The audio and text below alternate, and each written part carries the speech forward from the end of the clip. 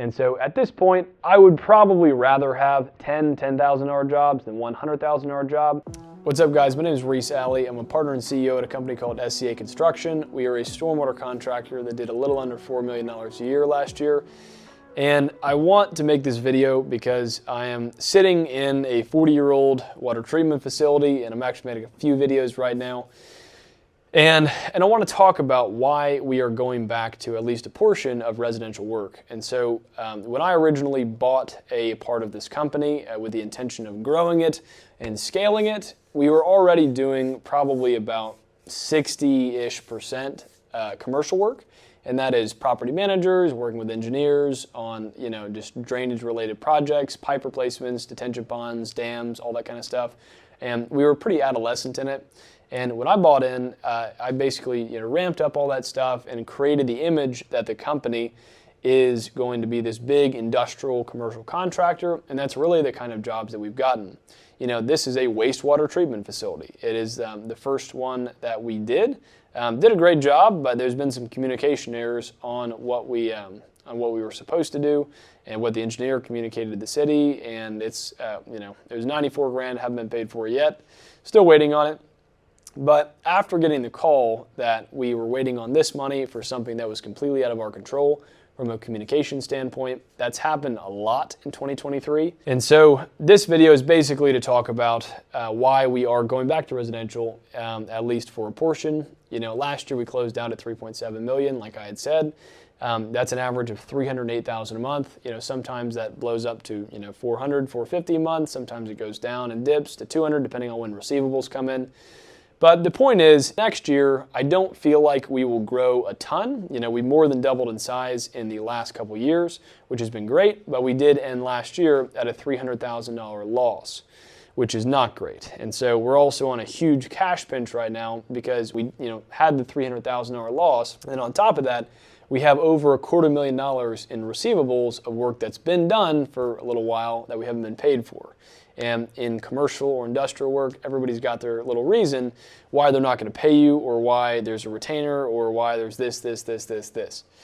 And so I kind of had the idea to go back, or at least start up the funnel I had a handful of years ago when the business I originally sold to SCA, which is basically just doing residential, smaller drainage projects, and then also detention ponds, which SCA is really good at. But the point is, I'm basically going to start parallel to the jobs that we're already doing and that we're already sold. We already have a lot of jobs that are in the pipeline or that are sold that are bigger commercial projects. However, to supplement a lot of that and add some stability, I just fired up ads back up again, and I'm doing some edits to our website and medias and things like that, to get a flow of 60, 80, 100, probably $120,000 a month, hopefully by the summertime, of residential projects, of residential drainage jobs, 4-inch, 6-inch, 8-inch pipe, 18-inch framing grates, catch basins, whatever, all those small kinds of things that our guys absolutely kill.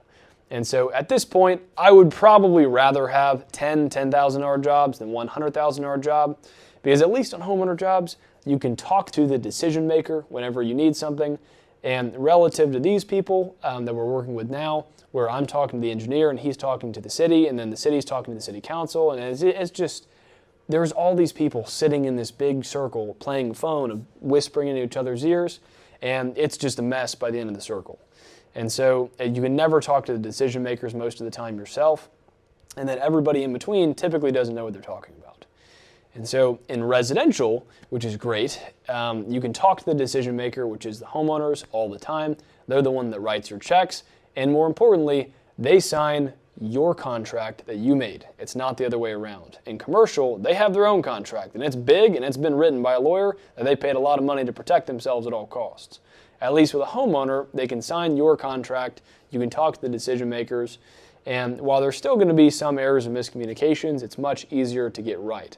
And then when you do the job, you actually get paid when you're finished. And so in these kinds of projects, we're waiting 30 days, 60 days sometimes, and it's almost impossible unless you've just got tons of money in the bank to float that kind of cash flow, especially when it's a step up in the very beginning.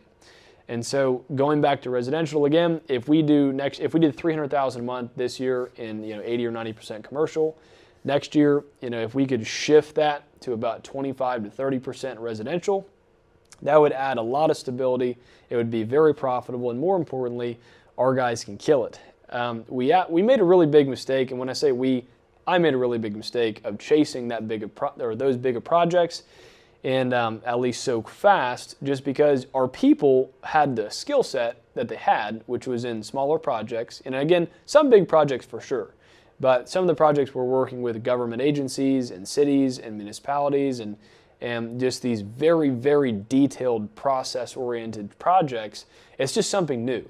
And I took on way too many of those way too fast. We folded a little bit, which is why we lost so much money last year.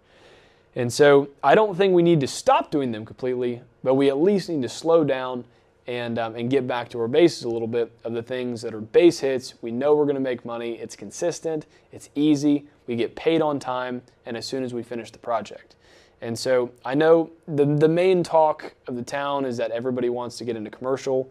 They see people doing these big projects, and they think that's just, we're just lining our pockets. And that is true for a lot of people. If you're a big guy that's been around for a while, and big is all relative, I understand that. But if you figured it out, I am so happy for you. But if we were to add up the amount of people, we were to add up the amount of $5 million businesses that went bankrupt, it's not the guy that went bankrupt or the guy's doing 50 projects that made up $5 million versus 5 projects that made up $5 million. The guy that did 50 projects is a hell of a lot more stable than the guy that made 50 million with 5 projects. And so don't hate on yourself if you're in residential. If you're wanting to get into commercial, ease into it slowly. You're going to be waiting on money a lot longer than you are in residential, and you won't be talking to the decision maker all the time, and the communication process that you're used to in residential just isn't the same. And so if you want to do it, go for it. Ease into it is my recommendation, but I promise you we're going to get back into residential more than we've ever been in the last handful of years, and I'm super excited to let y'all know, one, how we create those leads, and I'll give you updates on how that goes. Obviously, I've done it before, it's not new, but as we integrate that back into the business, I'll give you updates on how that works. So if you have any questions or comments, please let me know, and I'll be happy to answer. But stay safe, work smart, and see you in the next one. Peace.